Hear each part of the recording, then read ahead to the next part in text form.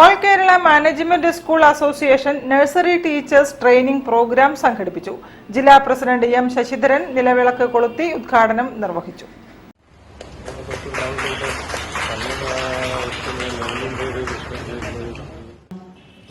Nursery ടീച്ചർമാർക്കുള്ള പരിശീലന പരിപാടിയിൽ Elson Joseph, Subaida Ahmed എന്നിവർ പരിശീലന ക്ലാസുകൾ നയിച്ചു.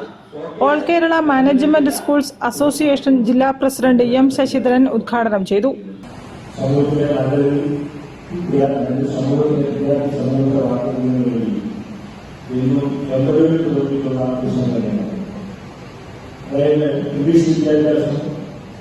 അത് സമൂഹത്തെ ഉന്നതരായ ആളുകൾ മാത്രം ഉണ്ടാകുന്ന കാലഘട്ടത്തിൽ അത് താഴേക്ക് ഗ്രാമങ്ങളിലേക്ക് എത്തിക്കുന്നതിന് വേണ്ടിയിട്ടുള്ള ഒരു സംരംഭമായിരുന്നു ഈ സ്വകാര്യ വിദ്യാഭ്യാസ സ്ഥാപനം പറയുന്നത്. അവിടെ പഠിക്കുന്ന അധ്യാപകരെ സംബന്ധിച്ചിടത്തോളം അവര് വളരെ ചുരുങ്ങിയ വേഗത്തിൽ തന്നെ നല്ലൊരു സമൂഹത്തെ വർദ്ധിക്കുന്നതിന് വേണ്ടിയിട്ടുള്ള എന്നും പ്രതിഫലമായി കൊണ്ടുവന്നിട്ടുള്ള ഒരു വിഭാഗമാണ്. കേരളത്തിൽ നിന്നോ സംഘടനകൾക്ക് യാതൊരുമില്ല.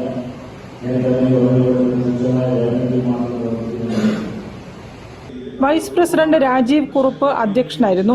Secretary Abdul Majeed MK, Bridget, Chandramohan തുടങ്ങിയവർ സംസാരിച്ചു.